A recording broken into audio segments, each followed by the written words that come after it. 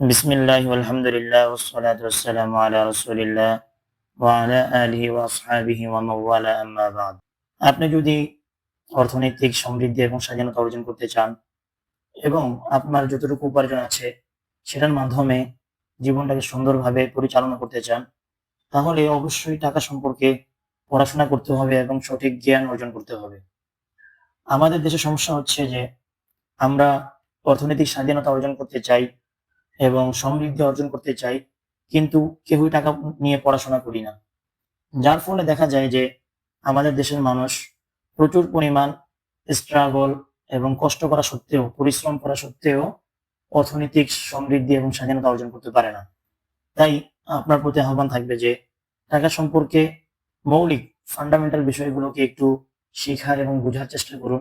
তাহলে ইনশাল্লাহ আপনি অতি সত্বর অর্থনৈতিক স্বাধীনতা এবং সমৃদ্ধি অর্জন করতে পারবেন। তো সেক্ষেত্রে টাকা নিয়ে 4 ধরনের আলোচনা করা হয়।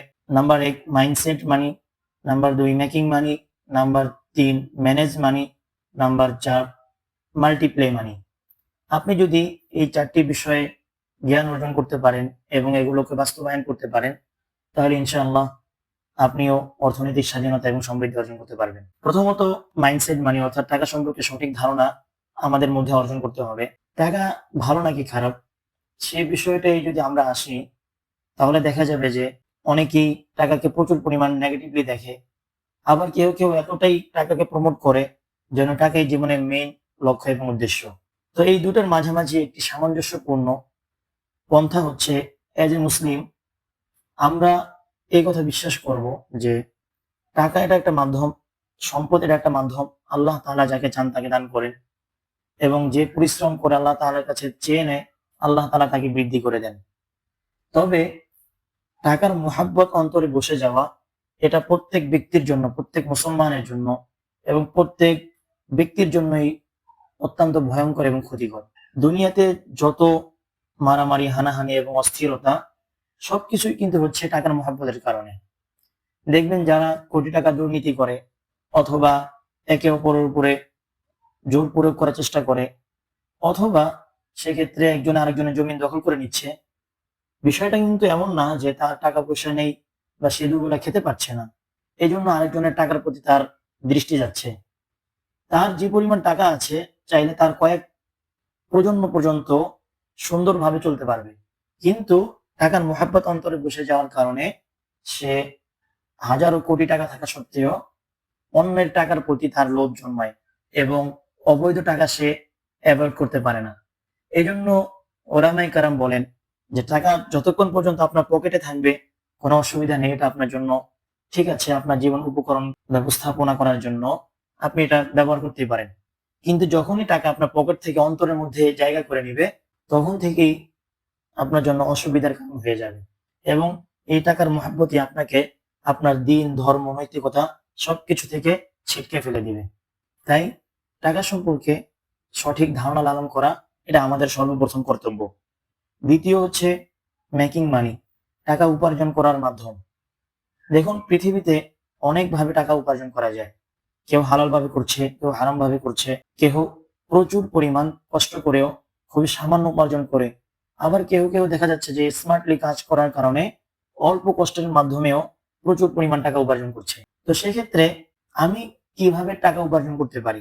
সর্বপ্রথম এজ এ মুসলিম আমাকে মনে রাখতে হবে যে অবশ্যই আমি কোনো হারাম পন্থার দিকে যাব না, চাই সেখানে বেশি টাকা উপার্জন করার সুযোগ থাকুক না কেন, আমি সর্বদা হালাল পথে উপার্জন করার চেষ্টা করব।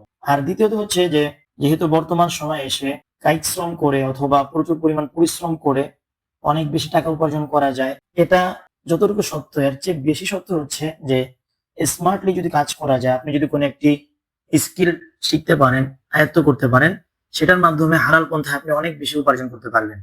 তাই সেক্ষেত্রে সবচেয়ে ভালো পন্থা কোনটা এবং আপনার নিজের ব্যক্তিত্বের সাথে, আপনার নিজের মন মস্তিষ্কের সাথে যে জিনিসটি বেশি সামঞ্জস্যপূর্ণ, বেশি কাছাকাছি, এরকম কোনো পন্থা অবলম্বন করা এবং সেটাকে স্মার্টলি কাজে লাগিয়ে অনেক বেশি উপার্জন করার সুযোগ আছে। তাই আপনিও চেষ্টা করুন যেন আপনি কোনো স্মার্ট পদ্ধতি বের করে সেটার মাধ্যমে উপার্জন করতে পারেন। তৃতীয় হচ্ছে ম্যানেজ মানি। এই বিষয়টা অত্যন্ত গুরুত্বপূর্ণ যে ধনী হওয়ার জন্য অথবা অর্থনৈতিক স্বাধীনতা অর্জন করার জন্য বেশি টাকা উপার্জন করা এটা জরুরি না। আপনি অল্প টাকা উপার্জন বা মোটামুটি টাকা উপার্জন করেও অর্থনৈতিক স্বাধীনতা অর্জন করতে পারেন। মাস শেষে আপনার নিজের প্রয়োজনগুলো পূরণ হয়ে যাচ্ছে এবং আপনার অন্য কোনো ধরনের টাকা নিয়ে পেরেশানি করতে হচ্ছে না, এতটুকু আপনি অর্জন করতে পারেন যদি আপনি ম্যানেজ মানিটাকে ভালোভাবে বুঝেন এবং অ্যাপ্লাই করতে পারেন।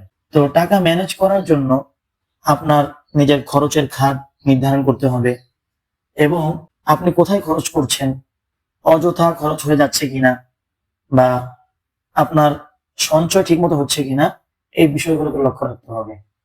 তাহলে আপনি যদি খরচকে নিয়ন্ত্রণ করতে পারেন অথবা অযথা খরচগুলোকে আপনি অ্যাভয়েড করতে পারেন, তাহলে ইনশাআল্লাহ আপনার অল্প আয়ের মধ্যে আপনি নিজের প্রয়োজনগুলো পূরণ করতে পারবেন।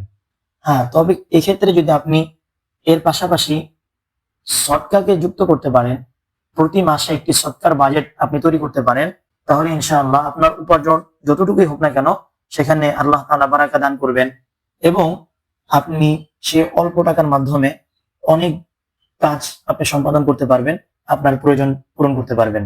এবং সর্বশেষ হচ্ছে মাল্টিপ্লে মানি। আপনি যত বেশি টাকা উপার্জন করুন না কেন, যদি সেগুলোকে মাল্টিপ্লে না করতে পারেন, তাহলে কিন্তু টাকা বৃদ্ধি করা খুবই কষ্টকর। আমাদের সমাজে দেখা যায় যে আমাদের আয়ের উৎস একটি আর খরচের বা ব্যয়ের খাত হচ্ছে অনেক বেশি, যার কারণে টাকা সঞ্চয় করা বা টাকাকে বৃদ্ধি করার সুযোগ আমাদের হয় না। এই জন্য আপনার যতটুকু টাকা আপনি উপার্জন করেন সেখান থেকে কিছু টাকা সঞ্চয় করবেন এবং ওই সঞ্চয়ের টাকা দিয়ে আপনি বিভিন্ন ভাবে এটাকে মাল্টিপ্লাই করতে পারেন। আপনি চাইলে হালাল ভাবে ইনভেস্ট করতে পারেন অথবা আপনি পাশাপাশি কোনো একটা বিজনেস নিজেই করতে পারেন এইভাবে, বা আপনি কোনো ডিজিটাল প্রোডাক্ট বানিয়ে নিতে পারেন। তো সেক্ষেত্রে এর মাধ্যমে দেখা যাবে যে আপনার ওই অল্প টাকা 10,000 টাকা ইনভেস্ট করার মাধ্যমে, 1 লাখ টাকা ইনভেস্ট করার মাধ্যমে আরো বেশি টাকা আসতে থাকবে। তখন দেখা যাবে যে আপনার আয়ের খাত অনেকগুলো হয়ে গিয়েছে এবং ব্যয়ের খাত সীমাবদ্ধ। তো সেক্ষেত্রে ইনশাআল্লাহ আপনি দ্রুত অর্থনৈতিক সমৃদ্ধি অর্জন করতে পারবেন এবং আপনার প্রয়োজনগুলো খুব সহজে পূরণ হবে, টাকা নিয়ে আপনার পেরেশানি করতে হবে না। তবে যেহেতু এই 4টি বিষয় অত্যন্ত গুরুত্বপূর্ণ, এগুলো নিয়ে বিস্তারিত আলোচনা করার প্রয়োজন। আমাদের ইউটিউব চ্যানেলে বিস্তারিত আলোচনা দেওয়া আছে, চাইলে আপনারা দেখে নিতে পারেন। আল্লাহ তাআলা আমাদের সকলকে হালাল ভাবে উপার্জন করে অর্থনৈতিক স্বাধীনতা এবং সমৃদ্ধি অর্জন করার তৌফিক দান করুন। আমিন। আসসালামু আলাইকুম ওয়া রাহমাতুল্লাহি ওয়া বারাকাতুহু।